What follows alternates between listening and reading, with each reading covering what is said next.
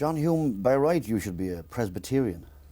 Well, my great-grandfather was a Presbyterian, and my father's grandfather, he was known as Presbyterian John. He was a stonemason. He came over to Donegal from Scotland to build the station houses in the Lochswilly Railway at the time. Married a local, and that was that. What about your own family? Your mother and father in many ways were very typical of Catholic families in the north at that time, but in other ways they were very untypical. What about your father first, Sam Hume? What are your memories of him? Well, my father was a very highly intelligent man, and like very many people in the north of high intelligence, didn't get the opportunity to exercise it in a career sense. He worked in the shipyard during the Second World War, and then when the war ended, I was 8 years old. There was 7 of us, and from then on he never worked.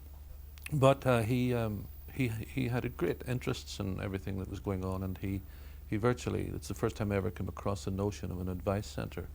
Our house was an advice centre to a lot of the town, because my father wrote letters for everybody. He had copperplate handwriting. He knew the system inside out, and people used to come. My earliest memories are people coming to the house for him to write letters for them about all sorts of problems.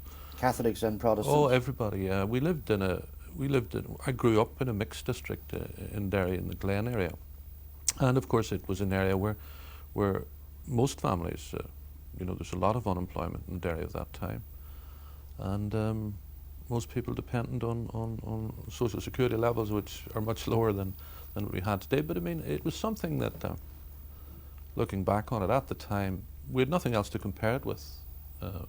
I think nowadays people who are in the poverty line have a much more difficult life because of the fact that they're aware all around them of other living standards, because no matter how poor people are today, there's a television set in the corner and they can watch Dallas and they can really see, and I think the politics of envy must play a very, very big part in unsettling people. In those days we didn't even have a radio, so we weren't conscious at all of anything other than mostly what happened in our own neighbourhood. What about your mother? Now, she has 6 children, or 7 children I should say, and no wages. It must have been a really, really hard life for her. Yeah, I mean, looking back on it, as I say, at the time, you didn't know. We didn't think that because we had nothing else to compare it with. But looking back, I mean, my mother used to wait till we all got to bed. She, like many Derry women, had worked in the shirt factories, and she used to take work in at night when we went to bed to earn money. She was what was called a patent turner, which is quite a heavy job with a heavy iron shaping collars, and she used to do that when we would go to bed in the evenings. She would start working at about 10 o'clock in the evening with big piles of these collars, like again fairly typical of many families at that time.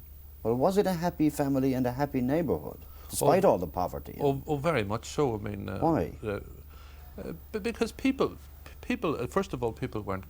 They had nothing else to compare it with, and people got on with living. In fact, I always say that in those days we had, as we have today, among the highest unemployment in these islands.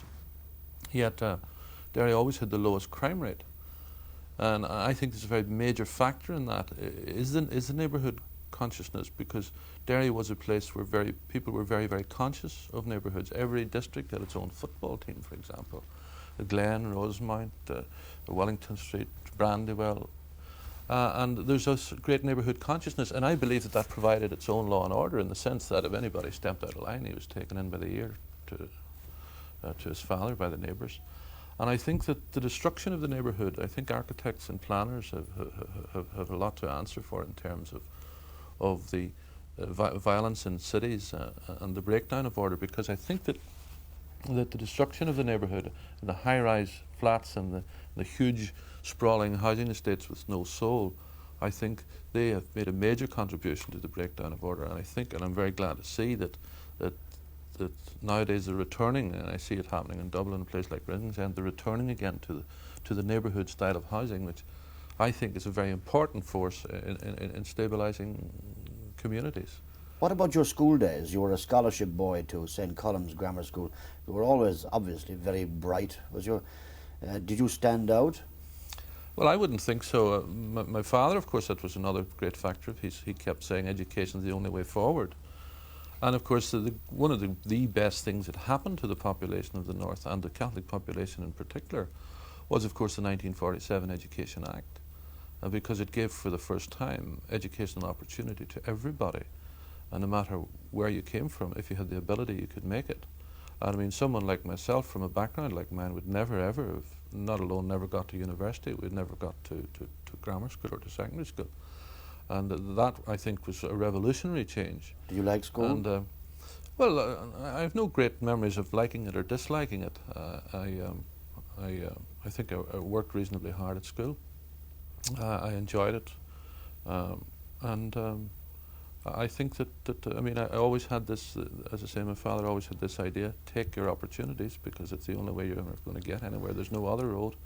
And of course he was right, and particularly for people of our background at that time. I mean, we would have been the first generation. I was very conscious of this going into a school like St. Colum's College, where the tradition was sons of doctors and lawyers and publicans.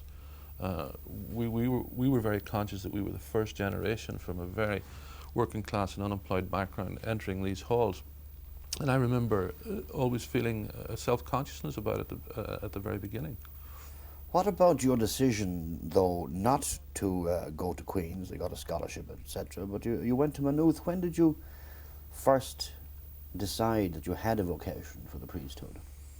Well, I think that that in those days, in the secondary schools, I think throughout Ireland, the notion of going for the priesthood was put very strongly to everybody. In fact, a great many of my friends today are, like myself, former seminarians. I think also when I was at primary school, I served Mass, and I think the whole atmosphere and both of the school and all of that sort of tended to point in that direction, as it did for a whole lot of people at the time. But was it cerebral though, or emotional? What kind of decision? I think it was largely emotional. It was. I mean, everybody in those days, I think that it was a very common thing, and it was expected and accepted as the career, if you like, for people who went through secondary school, and there was more of that in it, I think, in many of our cases, than sitting down and seriously thinking out what we wanted to do. What about your attitude to religion now? Are you still religious? Do you pray? I'd say my attitude to religion in many ways has changed. But growing up, I think, like most people in Ireland, our religion was largely devotionalism, going to benediction and as often as possible, going to Mass every day, praying. I think that my view of religion now has changed, but as I think most people do with maturing and that. And the parable of the talents has more to do with what I believe about religion today than, say, the rules or the commandments, because, and I learned that at a very early stage in life, because where we lived was a poor district, but further out the road was Springtown, which is a much poorer district. It was Nissen huts, which was used during the war by American sailors, and when they left, people squatted because they had no homes. I remember playing in the street one day, swinging around the lamppost, and down the street comes one of my classmates with his father and mother, who lived out in this other place. Both of them were very drunk, and I sensed his sense of being ashamed that I saw this.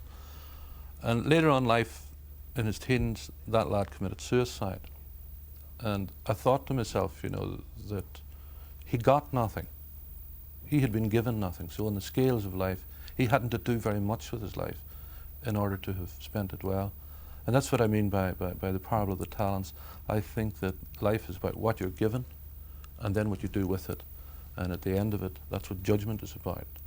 And I think it's what people do with their lives, and what they do to and for other people is of much more importance in expressing your beliefs about humanity and God and afterlife than the sort of rigid way in which we were brought up by measuring everything by commandments and rules. But there is a God for you, And there is an eternity there waiting for you? Oh Is yeah. there? Oh yes, yes.